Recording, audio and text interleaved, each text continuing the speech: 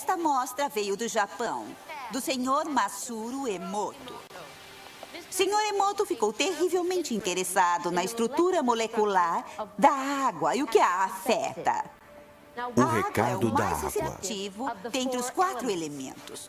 O Sr. Emoto pensou que poderia responder a eventos não físicos.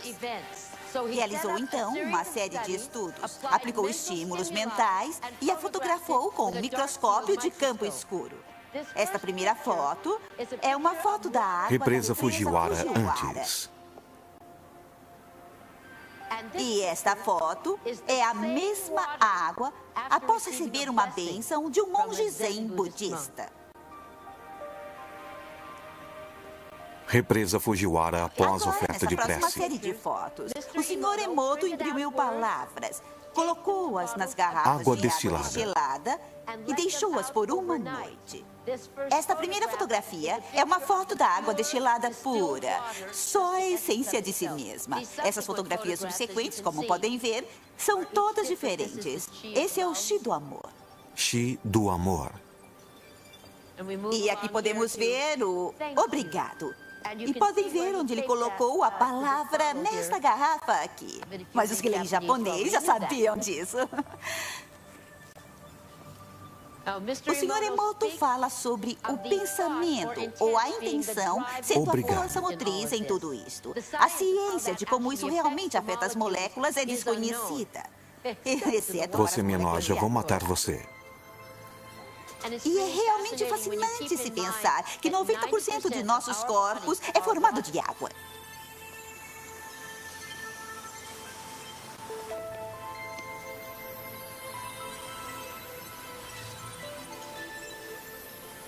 Faz a gente pensar, não é?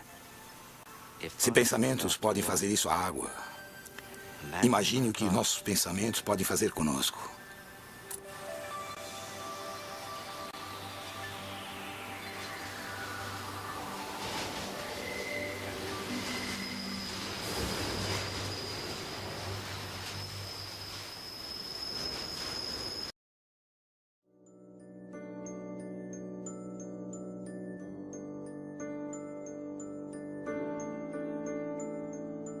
Primeiramente, vamos apresentar Greg Braden, desenhista de sistemas de computação aeroespaciais e geólogo-chefe da Phillips Petroleum. É um cientista conhecido atualmente por unir o mundo da ciência e o mundo espiritual. O Código Isaías.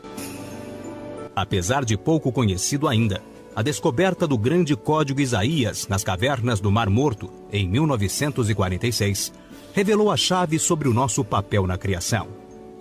Entre estas chaves, encontram-se as instruções de um modelo perdido de oração que a ciência quântica moderna sugere que tenha o poder de curar nossos corpos, trazer paz duradoura a nosso mundo e talvez prevenir as grandes tragédias que a humanidade poderia e poderá enfrentar. Com as palavras de seu tempo, os essênios nos lembram que toda a oração já foi atendida por Deus. Qualquer resultado que possamos imaginar e cada possibilidade que sejamos capazes de conceber é um aspecto da criação que já foi criado e existe no presente como um estado adormecido de possibilidade. A física quântica já foi apelidada de física das possibilidades, por nos dizer que tudo o que imaginamos encontra-se disponível como uma das possibilidades que vamos assimilar em nossas vidas. Só devemos atrair o que desejamos por intermédio do pensamento. Criar, atrair ou acessar. A partir desta perspectiva, nossa oração, baseada nos sentimentos, deixa de ser algo por obter e se converte em acessar o resultado desejado que já está criado no mundo vibracional, quântico, atômico das infinitas possibilidades. Ou seja, nada é impossível quando temos um desejo sincero. Este desejo torna-se parte das nossas possibilidades futuras no nível quântico. Só precisamos sintonizá-lo. Então, já sabemos que a ciência atual consegue provar, através da teoria quântica, que pensamento é energia, que toda energia tem uma vibração e que a vibração cria um mundo material. Experimento 1. Neste experimento, foi recolhida uma amostra de leucócitos, glóbulos brancos de vários doadores. Estas amostras foram colocadas em uma sala com um equipamento de medição das alterações elétricas. Neste experimento, o doador era colocado em outra sala e submetido a estímulos emocionais provocados por vídeos que lhes causavam emoções. O DNA era colocado em um lugar diferente do doador, mas no mesmo prédio. O doador e seu DNA eram monitorados e quando o doador mostrava alterações emocionais, medidas em ondas elétricas, o DNA, visualizado com microscópios muito potentes, expressava respostas idênticas e simultâneas. Os altos e baixos do DNA coincidiram exatamente com os altos e baixos emocionais do doador. O objetivo era saber a que distância poderiam estar separados o doador do seu DNA para que o efeito continuasse a ser observado. Pararam de fazer provas quando chegaram a uma distância de mais de 80 quilômetros entre o DNA e o seu doador e, independente da distância, não houve alterações nos resultados. Inalterada também a velocidade de transmissão. O DNA e o doador tiveram as mesmas respostas ao mesmo tempo. Mas o que isso significa? Greg Braden diz que isso significa que as células vivas se reconhecem através de uma forma de energia não reconhecida com antecipação. Esta energia não é afetada nem pela distância, nem pelo tempo. Não é uma forma de energia localizada, mas uma energia que existe em todas as partes e o tempo todo. Experimento 2. Outro experimento foi realizado pelo Instituto HeartMath. Neste se observou o DNA da placenta humana, a forma mais antiga conhecida do DNA, que foi colocado em um recipiente, onde podiam ser medidas as suas alterações. Foram distribuídas 28 amostras em tubos de ensaio para o mesmo número de pesquisadores, previamente treinados. Cada pesquisador foi instruído para gerar e emitir sentimentos, e cada um podia ter fortes emoções. O que se descobriu foi que o DNA se alterou de acordo com os sentimentos de cada um. Quando sentiram gratidão, amor e estima, o DNA respondeu relaxando e seus filamentos se estirando. O DNA ficou mais longo. Quando sentiram raiva, medo ou estresse, o DNA respondeu se encolhendo. Tornou-se mais curto e muitos códigos se apagaram.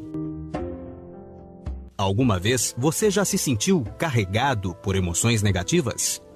Agora sabemos por que nossos corpos também se afetam. Os códigos do DNA se conectaram de novo quando os investigadores tiveram sentimentos de amor, alegria, gratidão, harmonia e estima, e em muitos casos, houve a cura física de doenças. Estas alterações emocionais provaram que eram capazes de ir além dos efeitos eletromagnéticos. Os indivíduos treinados para sentir amor profundo foram capazes de modificar a forma de seu DNA. Greg Braden disse que isso ilustra uma nova forma de energia que conecta toda a criação. Esta energia parece ser uma rede tecida de forma ajustada e que conecta toda a matéria. Essencialmente, podemos influenciar essa rede de criação por intermédio de nossa vibração. Questão de vibração. Em 1947, o Dr. Hans Jane desenvolveu uma nova ciência para investigar a relação entre a vibração e a forma. Mediante seus estudos, o Dr. Jane demonstrou que a vibração produzia até geometria.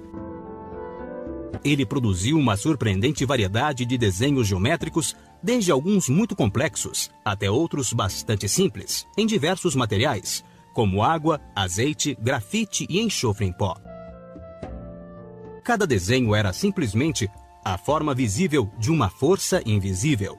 A importância destas experiências é que com elas, o Dr. Jane provou, sem espaços para dúvidas, que a vibração cria uma forma previsível na substância onde é projetada.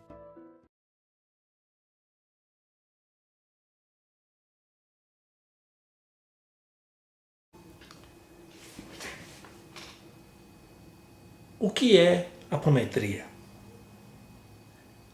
Antes de falarmos do que seja apometria, vamos falar de onde veio a necessidade dela. Os espíritos em desarmonia e desequilíbrio, ao se conectarem com nós, encarnados, eles provocam em nós os males e perdas que sentimos.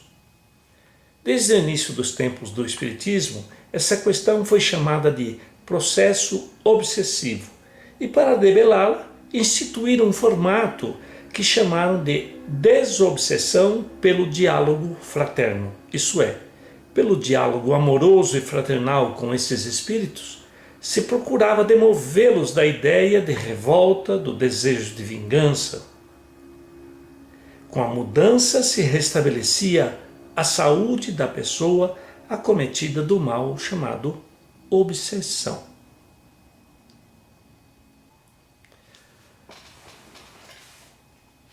As 13 leis da apometria. Com o tempo, surgiram outros métodos, mas o que predominou foi o chamado diálogo fraterno. Dr. Lacerda introduziu um novo método e que chamou de apometria, que consistia não somente no diálogo com o espírito, mas também na aplicação de técnicas baseadas em 13 leis por ele criadas, que davam suporte às técnicas.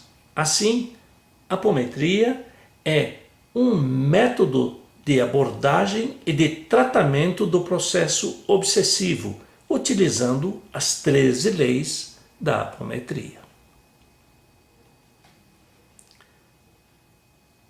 Dr. Lacerda ensinou os caminhos da evolução da apometria.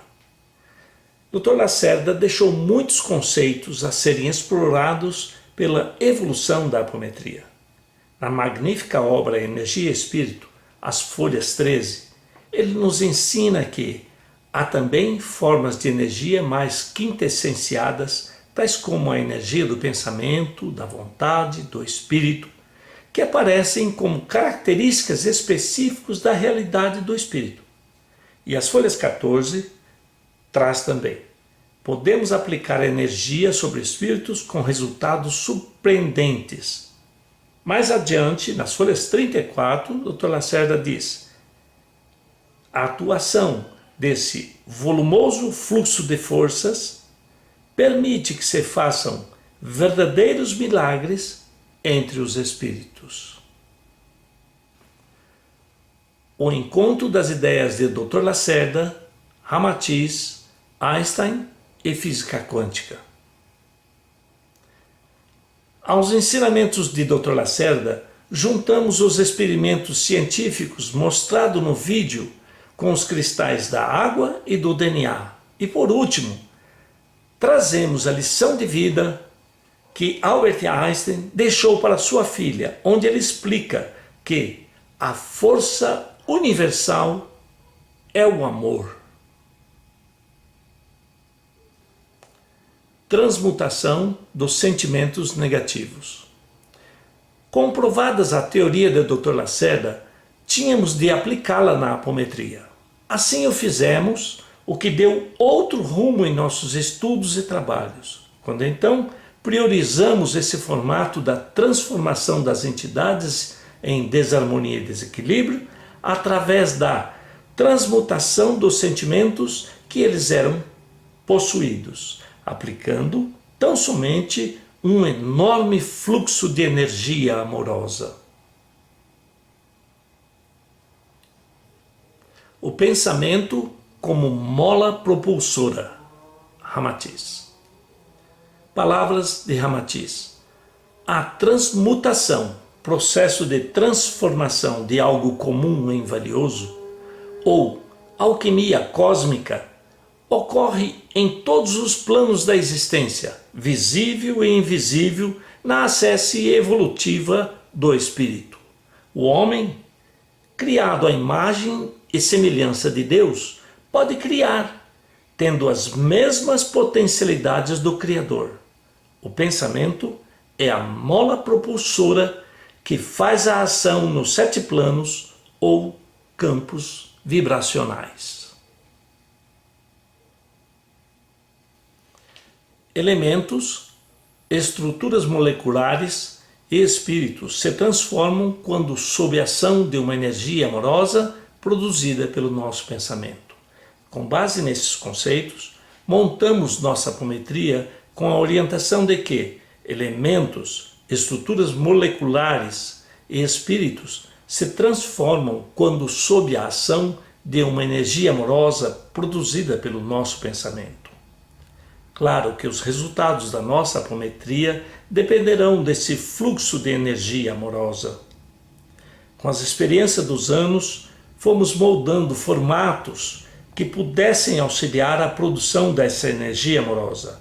O maior fomentador é a harmonia do grupo ou o nível do envolvimento da própria pessoa sob tratamento. Adicionamos o elemento catarse através de músicas religiosas amorosas que provocam a aglutinação dessa energia. Como podemos observar isso nos cultos evangélicos. Com isso, conseguimos potencializar, acelerar e aprofundar a nossa apometria, produzindo os verdadeiros milagres do que Dr. Lacerda falava. Nível búdico e flor de lótus. Segundo orientação de Dr. Lacerda. Nível búdico é a sede da intuição, onde podemos dissolver todas as dúvidas geradas em nossa alma. É a fonte que nos conecta diretamente com as vibrações celestiais. E por que é tão importante acessar essa fonte? Porque é nela que beberemos do alívio para nossas dores, a serenidade para enfrentarmos os tempos difíceis e o discernimento para auxiliar nossas decisões.